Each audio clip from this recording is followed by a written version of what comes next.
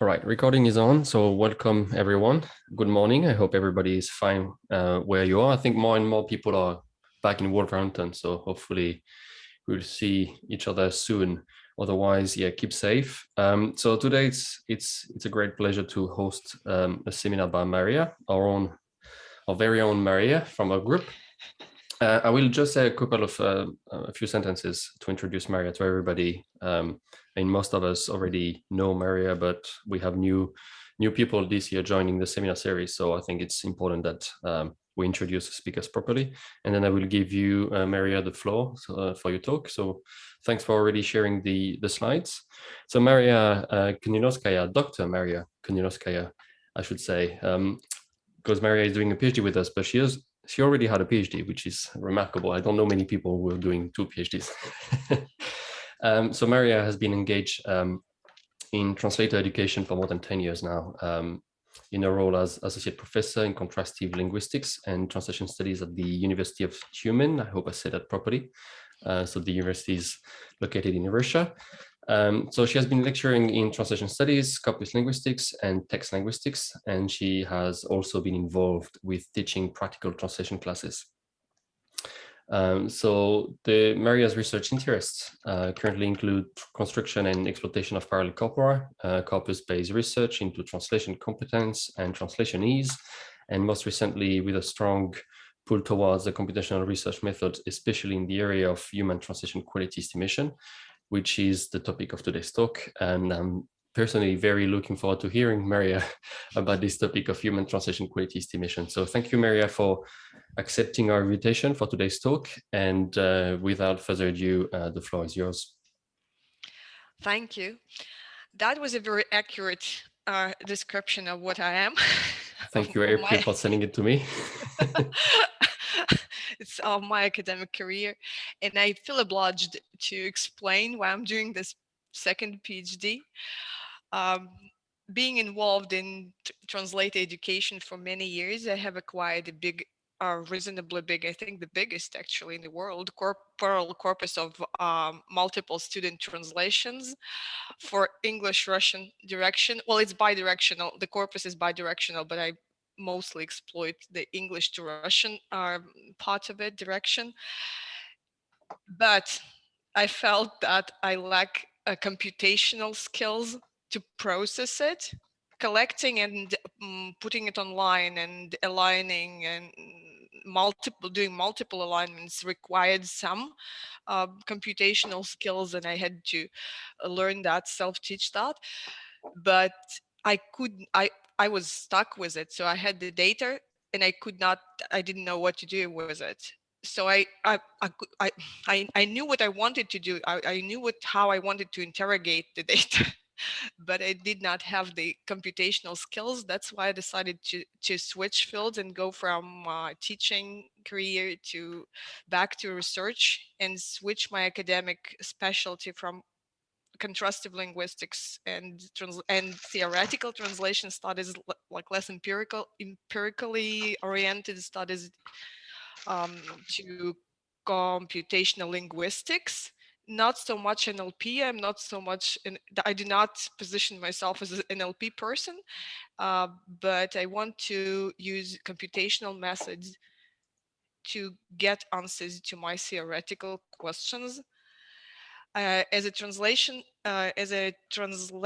educator, as a person in translation education, I um, I noticed that human translations, student translations, are very errors in them are very patterned, and in many under many conditions, human judges would agree on the quality of our human translations, like in a context of translation competition.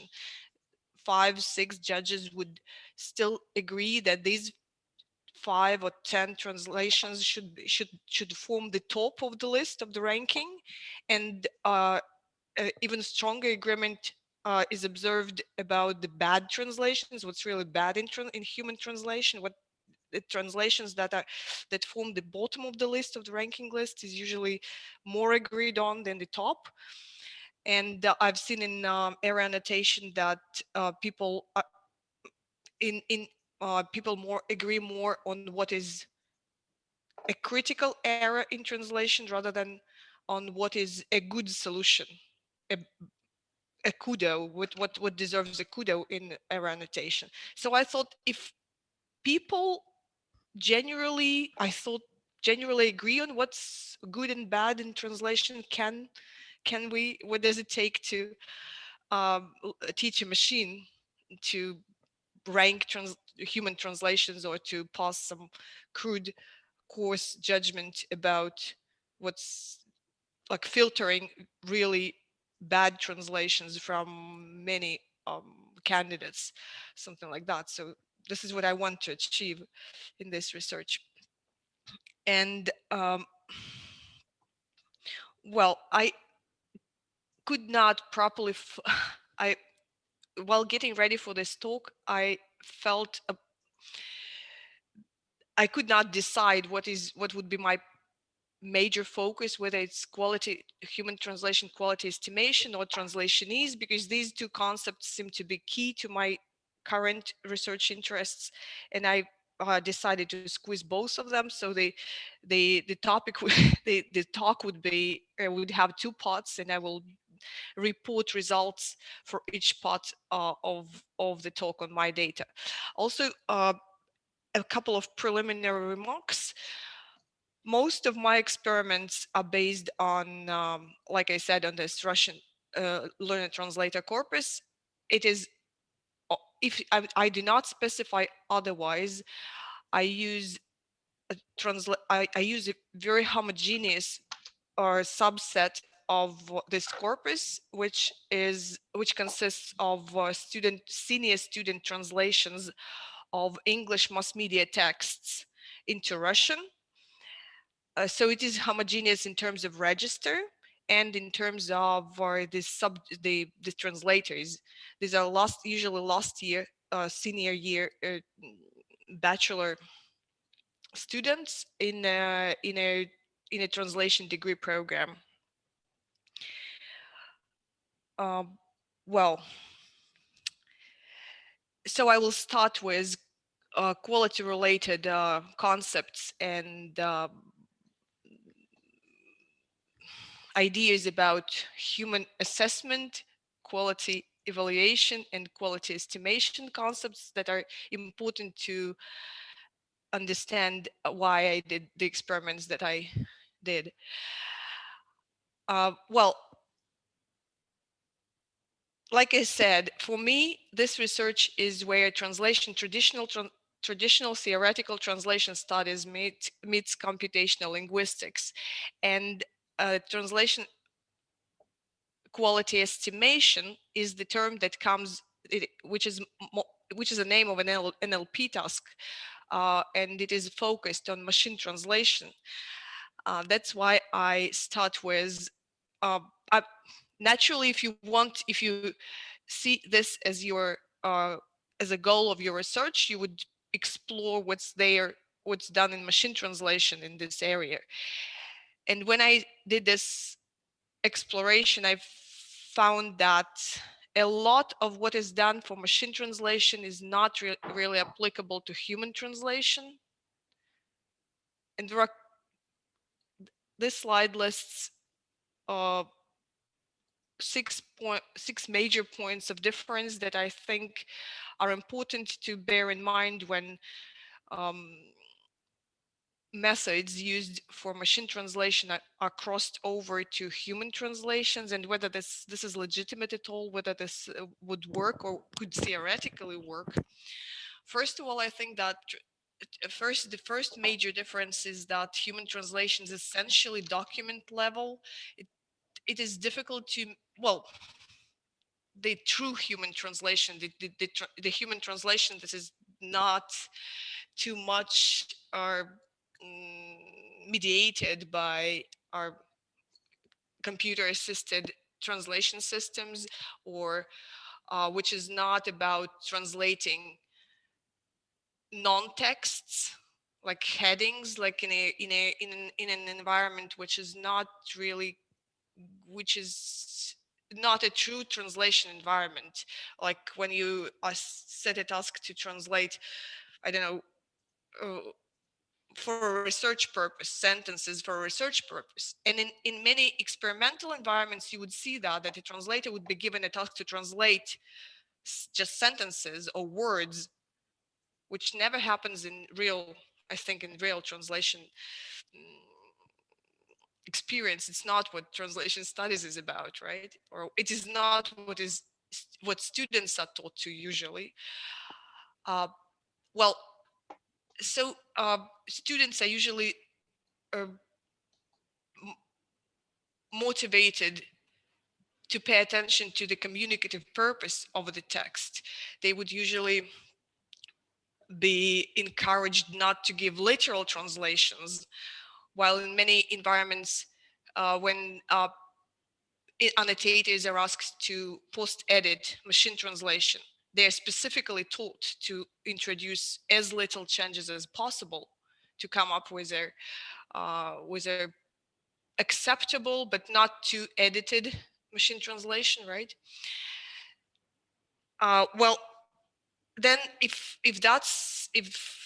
we can agree on that, then sentence level representations for human translation uh, would be less adequate than they are for machine translation, which is, and machine translation is essential, I think, sentence level. The methods that they used for machine translation, mostly operate on sentence level, on segment level. Then human translation is naturally more varied and less literal than machine translation. While it is universally agreed that there are, in translation studies at least, that there can be several good translations to one and the same source text, and these two good translations would be very different in terms of their lexical makeup. That's why reference-based approaches, which translation quality evaluation is based on, are less, again, applicable and not good. That's why probably the only option for human translation is translation quality estimation, which does not require references. Then, while human translation is more varied than machine translation, it calls for higher granularity of quality analysis. It is true that with the recent advances in neural machine translation, the gap between humans and machines might be closing, and it motivates people who create who describe best practices in benchmarking machine translation. It motivates them to introduce uh, more granular approaches to quality analysis for machine translation. But in human translation, usually the error taxonomies are more detailed. The aspects of translation quality that are assessed are more uh, uh, detailed than in machine translation. And then well, I think that there are double standards when it comes to quality standards of what's expected from machine translation and human translation. Humans are judged on a much more high standard than machine translation. So what's good in machine translation might not be necessarily good for human translations. Human translation is expected to be of publishable quality as already. It is not supposed to be edited afterwards, right? In the best scenario. Of course, when we compare machines and humans, we usually, when we say human translation, we usually imagine the ideal human translation. If we maybe if we compare the average, the real life human translation, it would not be too superior to machine translation, or it would be of the same quality, because humans are uh, make errors if there's a human factor, and machines would not probably uh, have lapses of concentration or something. And but when we say machine translation, we do imagine this ideal translation that a best translator can come up with. And this is also sort of a double standard, or part of a double standard quality setup. Then a common, a shared issue in both machine translation and human translation is lack of reliable quality labels. I've carried out several, like 4 inter-annotator agreement reliability studies for human translation quality, and I've seen Krippendorf's alpha as low as it is actually in machine translation. So in the reports for machine translation quality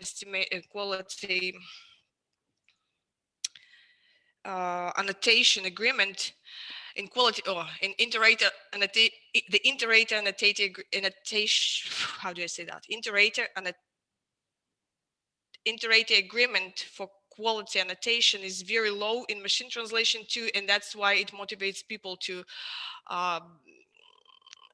go away from measuring it even, and suggest other quality measures to demonstrate reliability of human judgment. So I think this is a common issue, and translation quality is difficult to agree on. Then unlike machine translation, in human translation, you cannot access internal processes. So what's going on in the head of the translator is difficult to grasp, it's difficult to make it an objective, or to convert it to an objective data, unlike machine translation, where the access to gloss box features is a done thing. And then finally, maybe in human translation and machine translation, it makes sense to focus on different aspects of translation quality.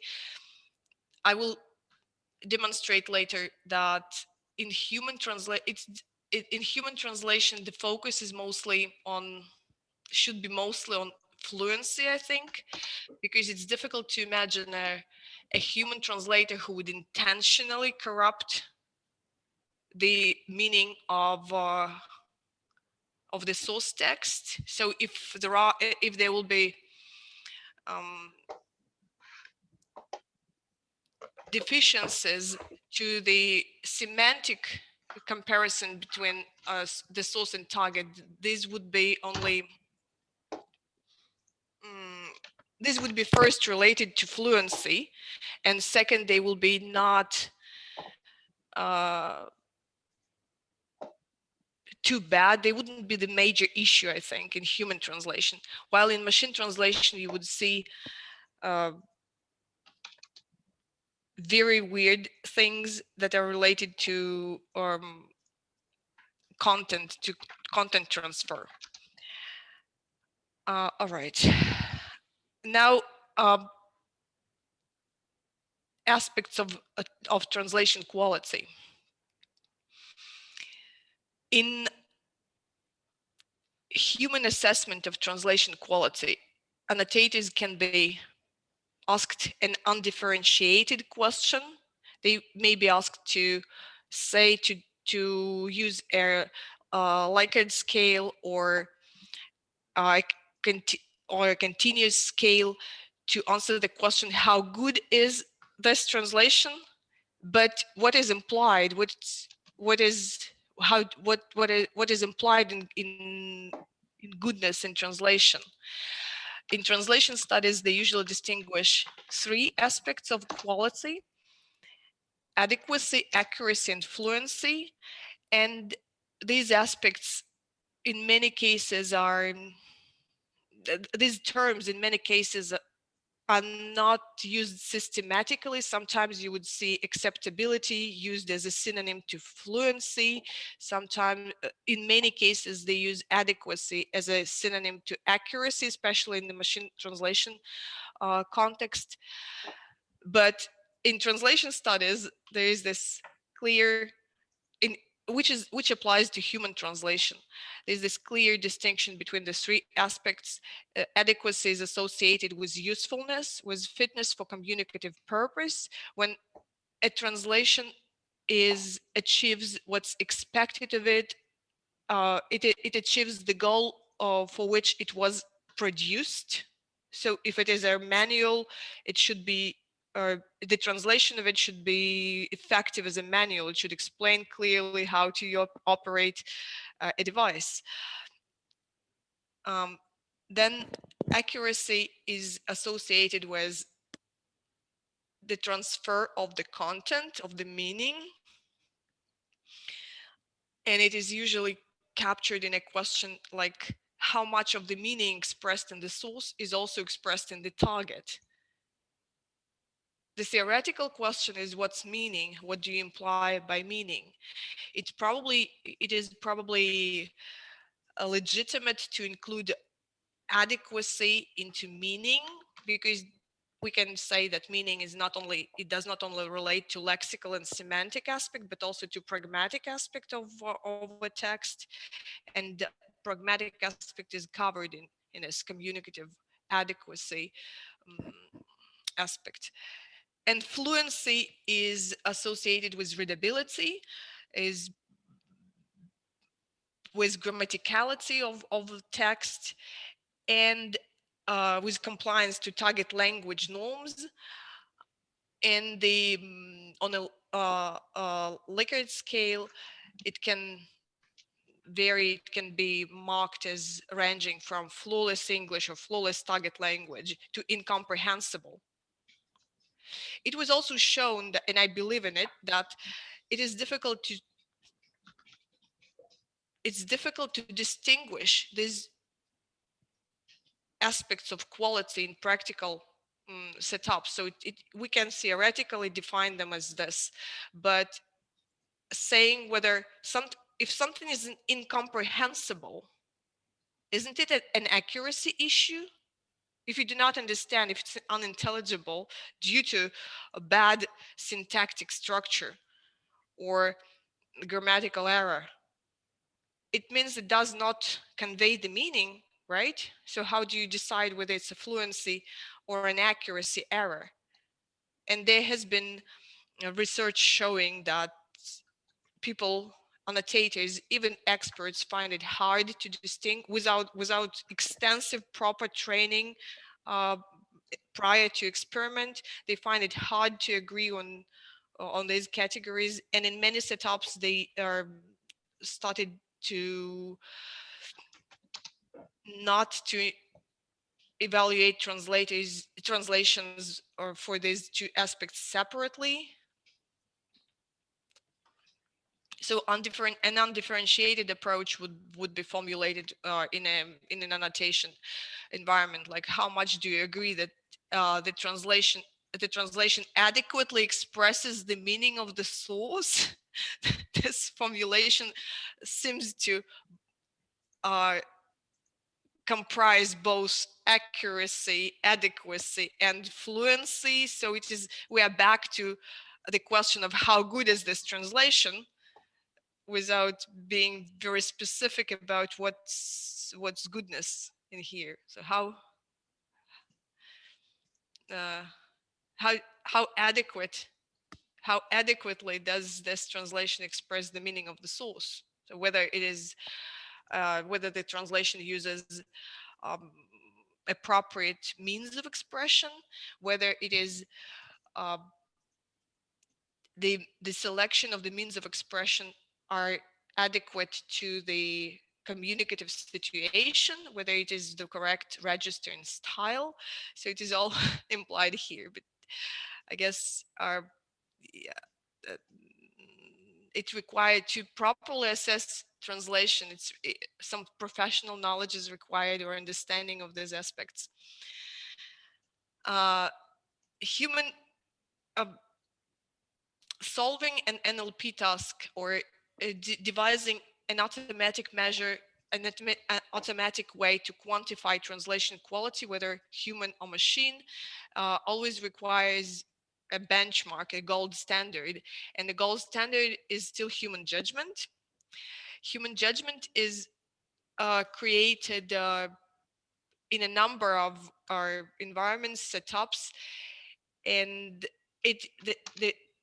the term that is usually used to refer to creating translation quality benchmarks, human labels, human judgments, is human assessment. I found it very difficult to distinguish between the three terms that seem to be synonymous: quality assessment, quality evaluation, and quality estimation. And they all stand for different processes in quality translation quality related research. Obtaining human judgment can be a labor intensive and expensive endeavor. And I thought in my circumstances, I thought it would be good to be able to utilize existing quality judgments, real life quality judgments. It would also, it would not only help with the annotation, with the cutting costs on annotation, but it would also put to a test whether real life human judgments are any learnable or any reliable. In many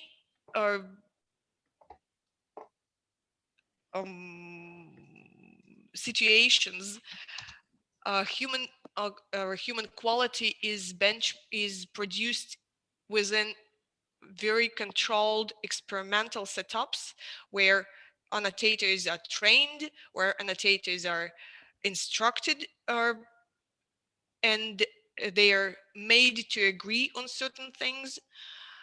But in real life scenarios, this agreement and this similarity of conditions might not be available, but although we still operate on those real life judgments, quality judgments, and they're applied in real life, right?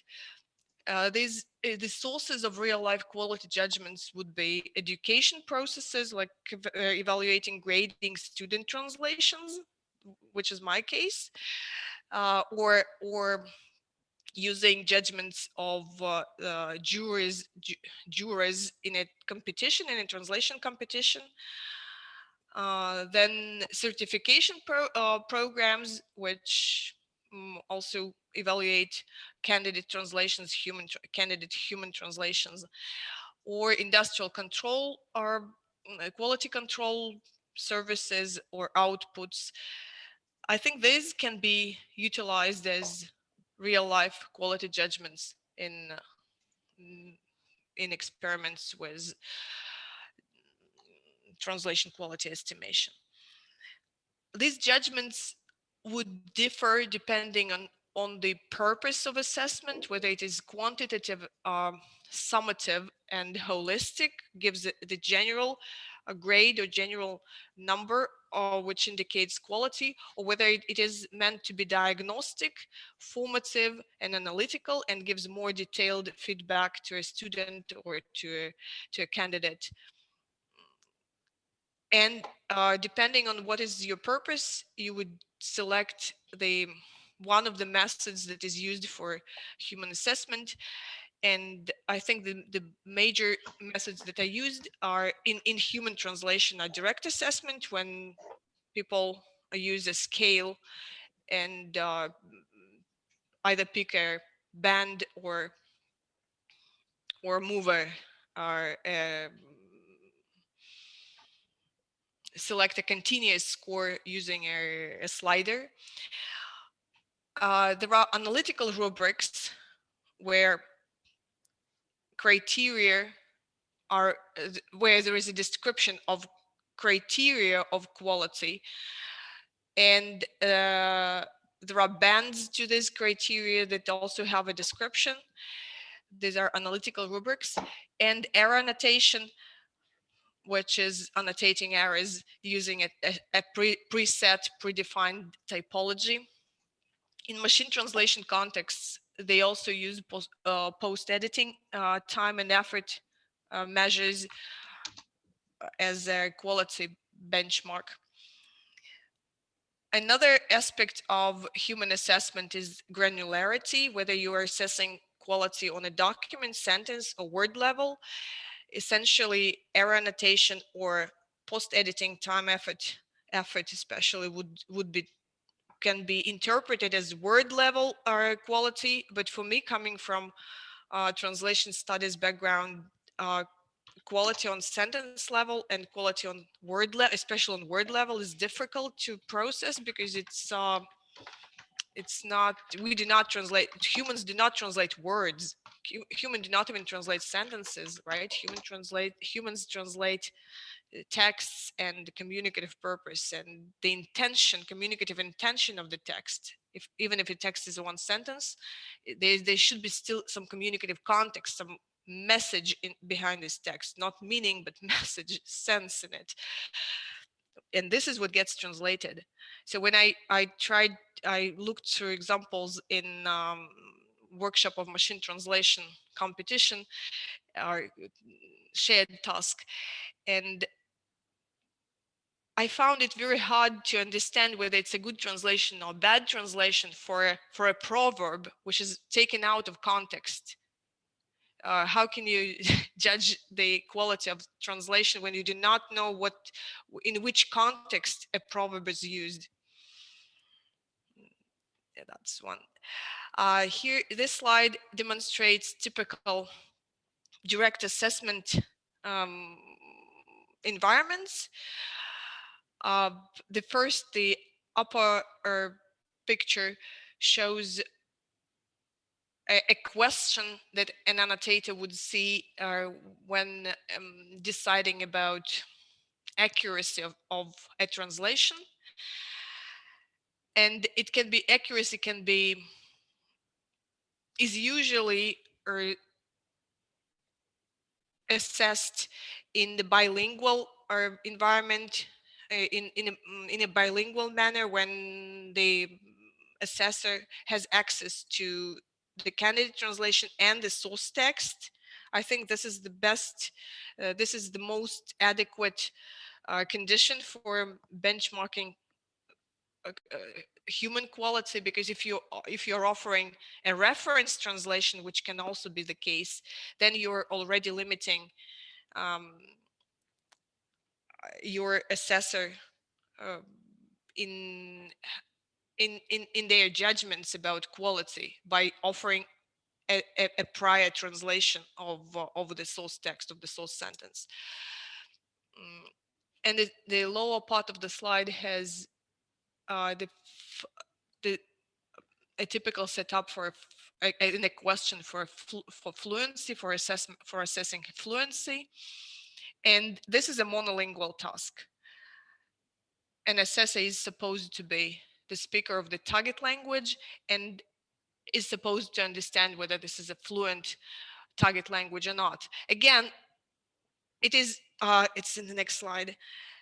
The most recent research formulates recommendations for benchmarking quality, and I think it applies. It should naturally apply to benchmarking human translation quality, but the fact that they started adopting principles of assessing human translations to machine translations is indicative of the growing quality of machine translation. First, the authors a call for professional or language professionals as annotators. Like I said, I think that the translation quality assessing translation quality in an adequate way requires knowledge of what is accuracy, what's adequacy, of what's good in a context. They also suggest that documents rather than sentences should be evaluated, that the assessor should have access to the context of the text. Even if our sentences are evaluated, it is good to offer the assessor the whole text, or at least some context, enough context to understand whether a sentence is well translated in that context. Then they suggest that if you make a distinction between fluency and accuracy or judgments, if you think that it is a reliable distinction, then they should be evaluated in different time. They should be different. They cannot be evaluated at the same time, because there's the, the cognitive overlap between these tasks, and they require different setups too. So fluency is evaluated in a monolingual setup, while accuracy would require bilingual knowledge and setup. And also related to Translationese, there's a call for using original source texts rather than reversed parallel corpora when they to produce more, to have more data for training machine translation systems. They just reverse the parallel corpus and parallel corpora and use translations as sources. Right. Then rubrics can be demonstrated. This approach to benchmarking quality can be demonstrated by showing rubrics that are used in American and British translation certification bodies. Although the criteria that I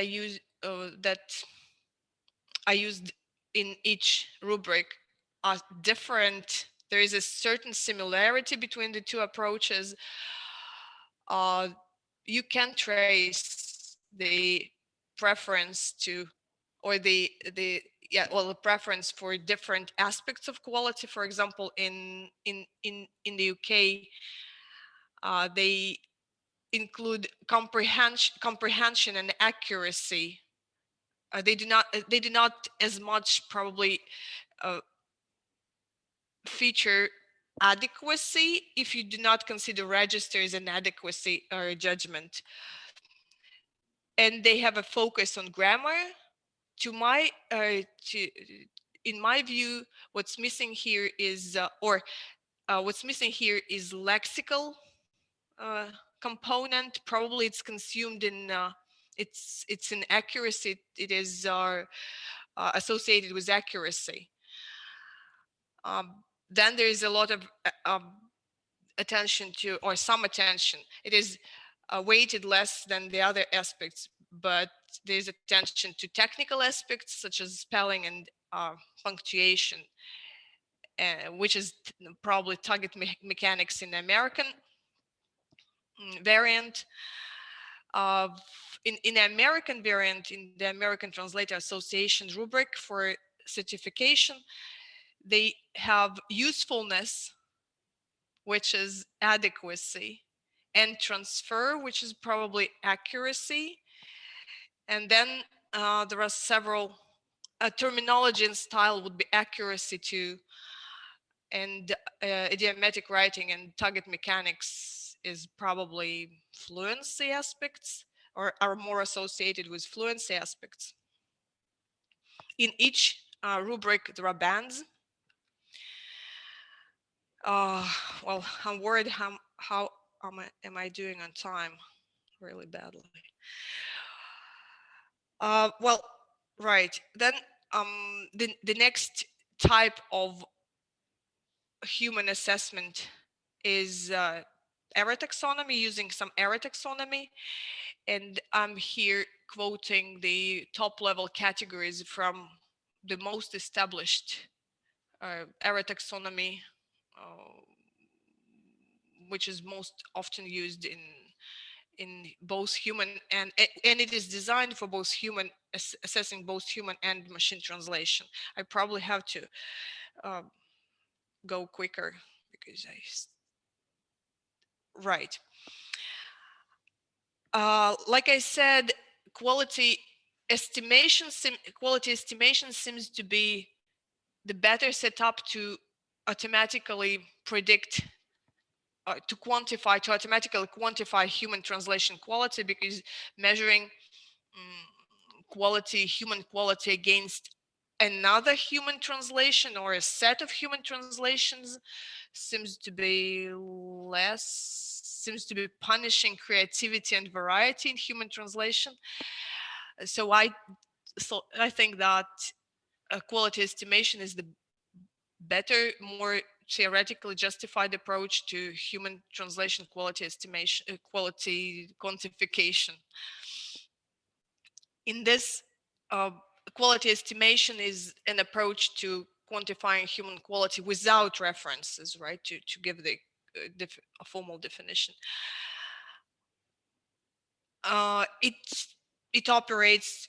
Workshop of Machine Translation offers quality estimation tasks on all levels, on sentence, document, and word level. And in recent years, feature engineering approaches receded into the background in this research and gave way to neural architectures and embeddings as to produce numerical representations of texts. Well, if we look at previous research in human translation quality estimation, I was able to identify just two projects that try to quantify human translation in this sort of context. In the first project, both of these projects are based on a language pair which involves a non-European language, either Chinese or Japanese, which is not exactly related, which I probably cannot use this as a benchmark for my results, because the English and Chinese or English and Japanese belong to different branches of the language tree, even unlike English Russian, my language pair. But interesting what sort of results they've got and how they proceeded. In the first case, the labels are produced based on American Translation Association rubrics, and David Yuan uses 3,500, or actually it's better to give our numbers in terms of documents. He uses around 459 translations to 6 English sources. So he has multiple translations, and when he's designing his train test splits or cross-validation splits, he does not take this into account. So in fact, he makes I think he does train test split, but it does not pay attention that his student translations are actually the translations to the same 6 sources, and that's why he gets. That's my explanation why he gets the results as high as this. His algorithms actually see translations to the same sources, and then they learn to distinguish quality for these 6 sources. A better design would be to train on, say, on translations to 5 source texts, and then test on translations with different quality labels to the 6 source text, right? Well, this aspect aside, he uses both feature-based approach and feature engineering and neural networks to learn his labels. Interestingly, his neural approach is not superior to manually engineered features, but he obtains a Pearson correlation coefficient as high as the one which is shown for machine translation in the same language pair in the last shared task. Well, again, my explanation is that his research design is suboptimal. In another experiment, the data, this is an example of an unsupervised approach to quality estimation. And in this setting, they use a thousand of sentences translated by a crowd. So we don't know who is actually producing the translations, but they are on a spectrum from very low quality translations to high quality translations. There's very little information on how this quality was benchmarked. There's a mention of grades, but no inter-rater reliability study is given, or results are not documented for that. Again, translating into English by a crowd seems to be not very comparable to what I do, and but still I mentioned the result, the Pearson correlation coefficient, which is relatively high. In my research, I'm using a number of all sorts of quality judgments that I've mentioned before. I have an error annotated part of the corpus. I have direct assessment experiment, and I have binary labels like best, worst, the top of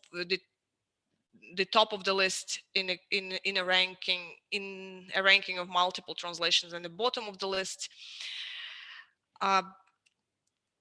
To give more details on the labels, and I do, again, this slide was supposed to show that I do not have all types of labels for the same number of texts, for the same number of sentences, but I tried to make them as intersecting as possible. Well,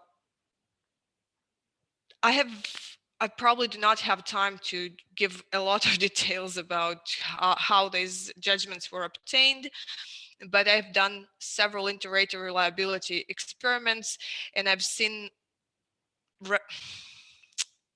quite low agreement between experts, like ranging from 0.3, 0.5, 0.3. And also in direct assessment, I've seen that there is very little correlation with error-based scores between the direct assessment and error-based scores. The correlation is 0.2 in the best case. And I've set up this direct assessment experiment following the rules that are recommended for benchmarking machine translation. So I had my assessors have seen sentences in context in a bilingual task. They are bilinguals. They are sort of professionals because they have senior students, BA senior students of on a translation degree, so they have been through a translation studies course. They have done some practical translation. They are not professionals per se, but they're last year students. And I had 12 students evaluate or 3,500 sentences in context, and I've selected the 3 of them. I disqualified most of them if they had low internal agreement with themselves and low agreement between with other annotators. And I also had dummy or spam items in annotation, and I could see whether they're actually paying attention to what to their assessments, whether they take this assignment in a responsible way. I found many of them did not. But, well, I tried several methods to predict quality judgments on my for my human translations. First, I applied Quest++ 17 best features for document level, and I used distributional models following the rationale that semantic textual similarity would be an approximation of accuracy judgment, while perplexity from a language model would stand for fluency, would capture fluency. So if you train a language model on standard target language and then measure perplexity, then you show translations to this model and measure perplexity, it is the more the model is perplexed, the less natural the translation is, the more translation is in there, the less fluent it is. The results are not very inspiring. I think I've seen the best result on the perplexity from a TF-IDF bag of words character 3 grams, which is naturally, which does not capture anything interesting. It just shows that this model is good at capturing uninteresting lexical signals. Then CMEs are bidirectional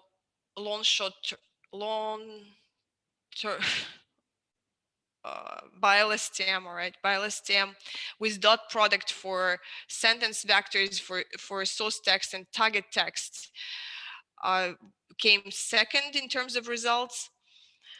Fluency perplexities from a range of language models did not return the results that are about our chance level. So I was very disappointed with all of these approaches. It's either you can either blame it on lack of data. I had only 513 documents in a binary classification task, or you can say that my labels are bad, not learnable, or another explanation would be that human quality is not well. These approaches do not capture what human assessors see, the difference that the human assessors are able to see, and my human experts, and they were experts, they were translation teachers, 3 teachers who sort of agreed on these judgments. They agreed to a very high point. They achieved the F score of 0.9 on the same on a random subset of this data. So I think that there's something wrong with all of these approaches. And then I tried. Then naturally, some methods, computational methods, require more data and continuous scores. And I tried to generate continuous scores from error annotation and applied measured Pearson correlation between golden scores from errors and predictions of my models on both document level and sentence level. And again, I also applied Tarinda's transquest to this data, and I did not get any significant result or result that is even publishable. Okay, my initial motivation was to use Translationese indicators for learning, for predicting translation quality. Fred, how much more time do I have? Like I know that if it's an hour, then I have just 5 minutes to go for the second part of the talk. Right. What do you suggest? How fast how long do you think you will need for part 2 to give us a grasp of your work? I think I can do in 10 to 15 minutes. Okay. 10. That still leaves time for questions afterwards. So. All right. Okay. Sorry about that. That's fine. I shouldn't have included two. I thought that was wrong to try and squeeze both aspects into it, but right. Translationese Translationese studies is the major direction in the in descriptive translation studies or empirical translation studies, which is a new development within translation studies. The traditional translation studies focuses on equivalence, shifts. It is very focused on source text, target text relations, while starting from Baker's seminal work in 1993, translations have become the center of translation studies or attention, the object of the study in it as texts in their own rights, and our research group in computational linguistics in Wolverhampton is known for very well cited publications related to this approach in translation studies. The two key concepts related to studying translations as their own object of study in translation studies is translationese and universals. In my interpretation, universals are tendencies in translational behavior that are believed to be, that are claimed to be universal, regardless of the language pair, regardless of register, regardless of other aspects that influence translational behavior. It is a controversial claim. It has been shown that there are actually no translation universals, and the second problem with translation universals as a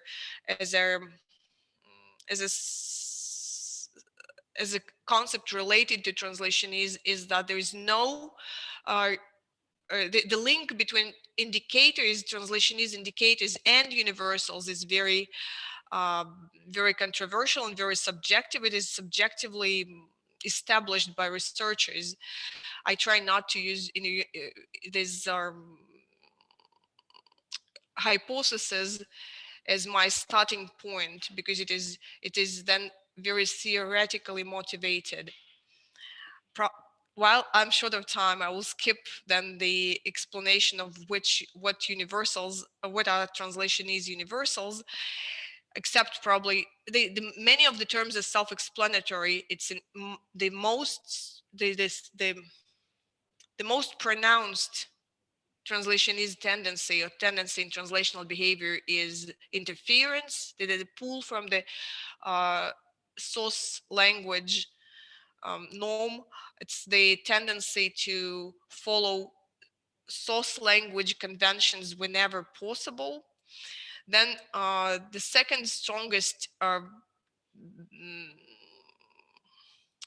tendency in translations is normalization, or I would say over normalization, when something that's typical for target language becomes even more typical, becomes overemphasized. Then among translation universals or tendencies in translational behavior, they usually mention simplification, making text simpler, but it's difficult to say what are the feature, how can you capture this simplification, or whether it is simplification or explicitation, for example. Like more, it is known that translators tend to use more discourse markers. It is almost universal, but some researchers interpret it as explicitation, some as simplification, and there's controversy about it. Factors that influence translational behavior range from register. So in different registers, you would have different professional norms and different forms of translational behavior, which results in different frequencies for different uh, linguistic features. Then the method of translation, whether it is machine translation or human translation or post-editing. There's this new direction of translationese research, which is called post-editees. Post-editees, when the features from machine translation filtered through human human post-editing filter, still result in some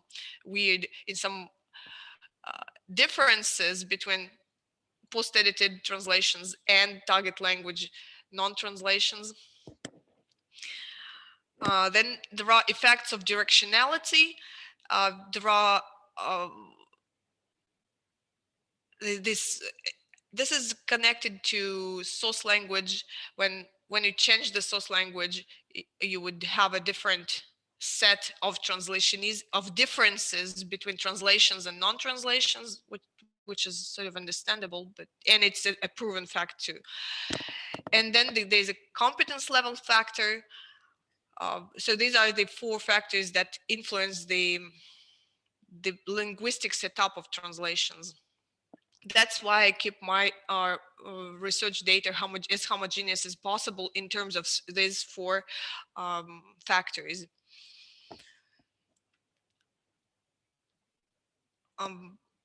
Well, I'll probably have to skip that. The rationale behind using translationese indicators as for human translation quality research consists in the following, or is based on the following empirical evidence and theory. First, it has been shown in a number of projects that translationese is related to quality. There was evidence, like Frederica Skapper has shown, that simplification is correlated with lower quality translations, while explicitation is usually a sign of higher quality translations. Then a lot of research hints into this direction, starting with Baroni and Bernardini in 2006. They say that there is a possibility to create a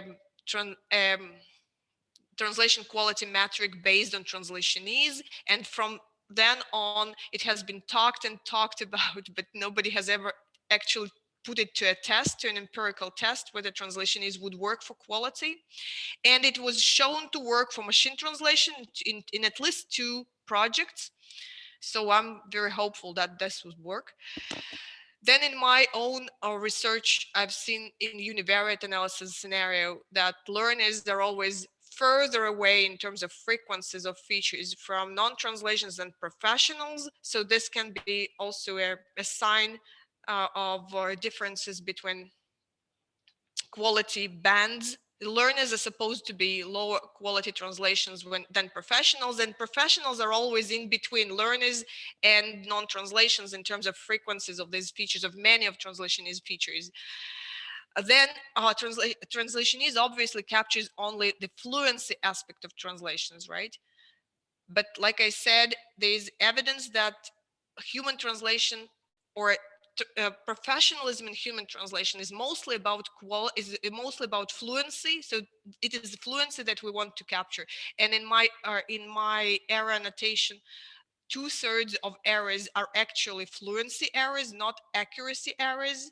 if you make this distinction, if you're able to make this distinction. So I think the overall judgment for human translation is mostly about fluency rather than accuracy.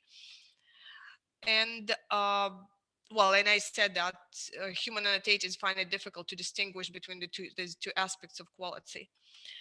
This is what my explanation why translationese indicators should work for human translation quality. I've devised a set of translationese indicators which is based on universal dependencies annotations, and it captures morphosyntactic differences between translations and non-translations. And I included both well-known indicators that were from literature, from translation studies, and the ones that are English to Russian specific. And these come from translation textbooks, practical translation textbooks, and theory and contrastive linguistics too. I am able to detect translations in on this feature set with the in the translationese like when I classify translations against non-translations, I'm able to achieve 0.9 or F score. So these translationese indicators do capture translationese, but when applied to quality labels in both binary classification scenario and to continuous scores in a regression scenario, by a regressor in a regression scenario, I do not see the results that I expect. So I for best worst translations, I get 0.6 F score, and the random chance here is 0.46, I think. So it is not too much above the chance level, I think, in my understanding. Translationese distinguishes students and professionals a bit better, but not through the roof. And Pearson correlation for continuous scores on a document level. I cannot use these indicators on a sentence level, so it's only document level. And it is the Pearson correlation is 0.49, which is comparable to what those people for Japanese, English, and English Chinese have seen. But I expected higher, honestly. It is, I know how I can improve this. I know where I went wrong. I know how I can improve these results, hopefully. But this is work in progress, and I'm not prepared to report it at the moment. Thank you. This is all, I hope. Yeah, that was 15 minutes more. Hope you will enjoy the rest of the day. Thank you, Mary. It was really good. A lot of information which I tried to cover, posting links in the chat. So hopefully I targeted the right papers at the right time. So if some of you wants to dive into some concepts like the translationist features as indicators, or previous work from Professor Gloria Copas-Pastor, you can put the link in the chat. Otherwise, feel free to ask your question now. So I invite everybody to turn the camera on, if you don't mind, so it's more friendly. I'll stop Mary? sharing. Yes, please. How do I do that? Where is that? New share? No, wait. I need to move this. Escape. And so stop share. Right. Yeah. Great. Thank you. Thank you for that. Thank you again for the talk. So if you have any question, please raise your hand using the functionality. Some people are already doing it, which is good. And if you're not able to do it, just type in the chat and I will read the question for you on your behalf. So the first question was from Dr. Lian Ha. Hi, can you hear me? Yeah. Okay, good, good, good. Thank you for a very interesting talk. And I am worried. I'm worried that all the Turing tools and Fred work on translation quality estimation using transformer have been invalidated. What you have to say about that? I So, tried, so, yeah. so are you saying that your quality are different for are completely different from their quality? I tried to show that human translation quality might be different from machine translation. I applied machine translation quality estimation approaches to my data set, to the labels that I was able to produce at this point. I'm working on refining them. Maybe the results would be better for better labels. So uh, I did apply that. I did apply our transquest, and I tried using embeddings, like it was suggested in some research on machine translation, and I did not see good results. It's also indicative that in that English to Chinese translation, uh, neural approaches did not perform better than feature-based approaches. And it is a well documented research. Maybe that's because they used this different the several, I don't know, many translations to just six source texts, but still it's the same setup for both features, feature engineered approach and our neural approaches. So, and there's no other research on human translation quality estimation to my knowledge. Okay, TransQuest did not give me good results. I tried simple transformers. I tried uh, XLM or models, Roberta, but I only was able to use Bayes models, not large models, because I didn't have enough computational resources. Now I have access to better computational resources, and I hope to redo all these experiments. Hopefully, I will receive some improvement on my results, which I expect, but I do not see them. I do not see good results, regardless of what I do.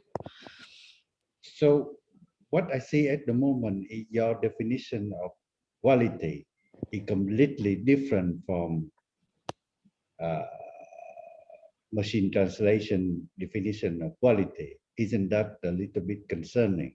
Because from my point of view, translation is translation, regardless where it comes from. And a good translation should still a good translation, regardless whether it is a machine or a human translation. Well, machine translation is usually evaluated, assessed on a sentence level, while our human translation is usually assessed on a document level, right? And they're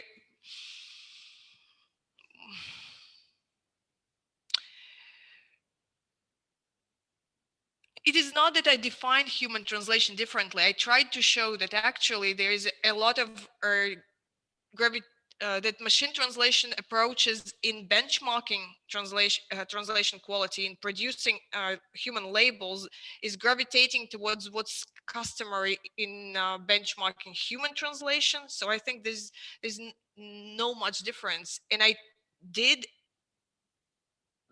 set up a direct assessment experiment in following exactly what is recommended for machine translation as of latest research.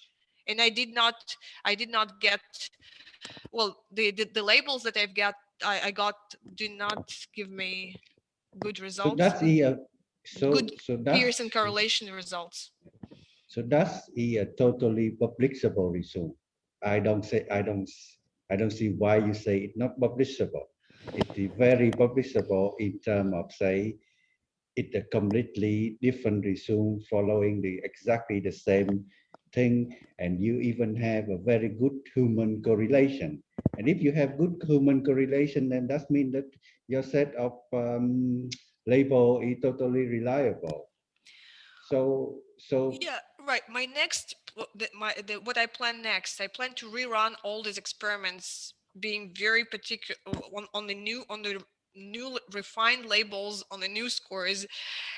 The results I reported today were from previous or setup, and I've invested a lot of effort into manually checking all the labels and my setups, and I also plan to apply other neural or architectures such as fine-tuning or feature learning approaches, not just using pre-trained models to represent texts, but actually to fine-tune the models on my task, on my labels. And also one but isn't that drawback what, of my but isn't that what Transwest do? in my understanding, TransQuest does not do feature learning as such, right? They have Tarindo has two models. Transwest, yeah, Transwest doesn't fine tuning, you mean? No, in what I understand. So in what's reported in that paper from workshop on machine translation from 2020, he does not do fine tuning. He from what I understand, right? He represents texts using pre-trained embeddings, and then he concatenates sentence embeddings from sentence encoders from XLM models. He can the first option is to concatenate two sentence embeddings and and use it as an input for softmax layer. And the second approach is to measure cosine similarity between these two embeddings. And I tried both approaches. I did not use XLM models. I used my own models, word embedding models that were trained on using GenSim, and they were lemmatized because I'm working with a morphologically rich language. I wanted lemmatized embeddings, and I also produced cross-lingual myself. I produced cross-lingual embeddings, and I measured quality for that, for my own cross-lingual embeddings using Muse project. And I used that as an input for concatenation and for cosine similarity, and I measured distance between embeddings in a number of ways, and I tried summing and concatenation and everything, and nothing gave me results that I can boast. Yes. So when you come to the office, let's run the experiment to see whether fine tuning will have or something else will have. Because I have my hopes. I have my hopes high that probably sentence embedding, sentence encoders would help here, but this is lexical level, and well, I don't know. Well, I'll try this as a baseline or as an alternative approach. I'll have to do that, and I'm interested in doing that. This is this is what I plan to do next. Yes. So we need to challenge. We need to challenge Transweb. We need to challenge all the claim on in the machine translation work that quality estimation is a some problem. Yeah. We can definitely look into that for sure. I'll be interested. Yeah, well, I want to do that next quick. Okay. Thank you. But I still have my doubts whether my labels are good. So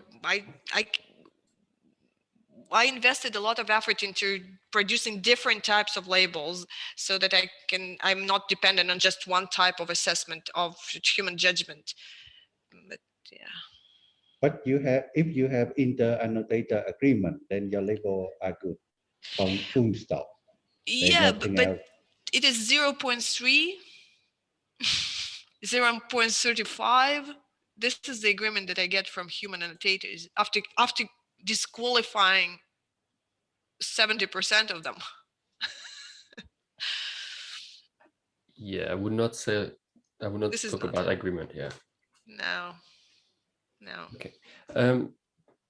We have a few minutes left, and I think we had a question. Maria Kuzenko, I hope I said your name properly. Sorry, otherwise. You raised your hand. Do you still have a question?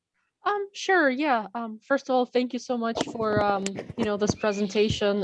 Also, I'm originally from Chelyabinsk, so in the on the scale of Russia, I guess we're neighbors. Yes. And thank you for your bravery. Reporting results that are maybe not what you had hoped for. I guess my question has to do with I guess controlling for translator characteristics. So you did mention that you used senior students. So I was just wondering whether you controlled both for students and for professionals for such things as the length of time they learned English, whether or not they had lived abroad and things like that. And I was wondering whether that might affect your results somehow.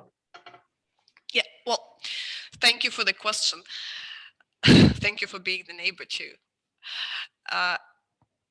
Well, I'm working with the data that I collected myself. So I know the students I work with. I know this corpus was collected over 6-7 years. So the translations do not come from the same students, but from 6 generations of students in the senior year. And I mostly know all of them because I was a teacher on this course. And they pretty much have the same profile as they would in a Russian university in the same program. So nobody has lived abroad. They have that many. Well, they might differ their English qualification, the English what level can vary, but it's all B2. It's not lower than B2 level at that point in their progress in the translation degree. So they're very, very homogeneous. So I do not have any in terms of student translations. I cannot say about professional translation. I do use professional translations, and I only select those that are published under the translator's name. So there's a translator's name, and they are only official translations that are published in big mass media sources. So this is my understanding of making it homogeneous, more or less. Yeah, thank you. That makes sense. The reason I asked this is because, you mentioned the Russian national corpus in your slides. And for example, we know some translations. Was it Kovaleva, right, who translated, what is it, a cheeseburger in Catcher in the Rye as sirnik, which at the time in the Soviet Union, they didn't have the cultural knowledge. So this translation is very fluent, but very inaccurate, but she would be labeled as a professional. So I wonder if that can factor into that. Yeah, you are talking about fiction in translation. That's a different register. That's the register I do not use in this research. I've just published research on entirely based on the parallel corpus from the Russian national corpus, and it has to do with fiction. And I've seen that there are different that fiction is different in terms of translationese features from mass media texts, and there is a difference depending on the source language. But this comment does not apply to my research because this is a different register, and the register is a factor. Great, thank you. Thank you very much for the question. If there are sorry. Does anyone has another question or not? Otherwise, I would just quickly ask a very short one for a very short answer. Do you think they would perform differently on other language pairs?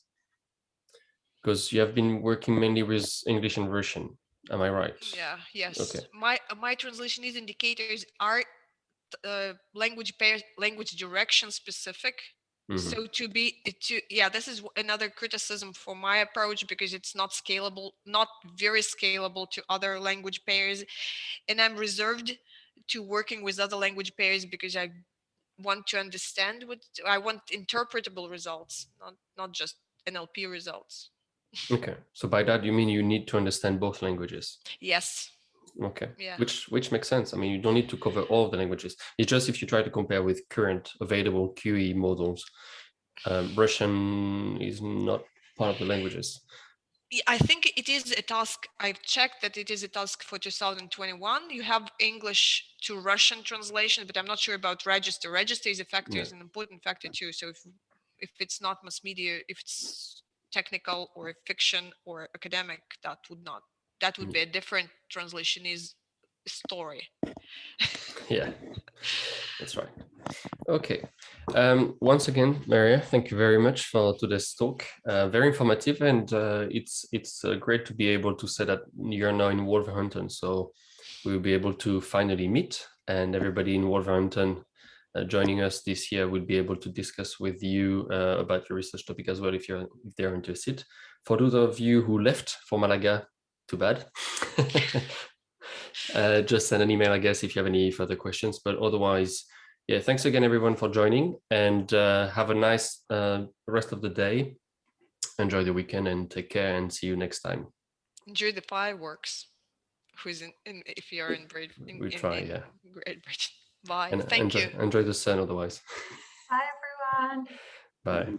Bye. Bye.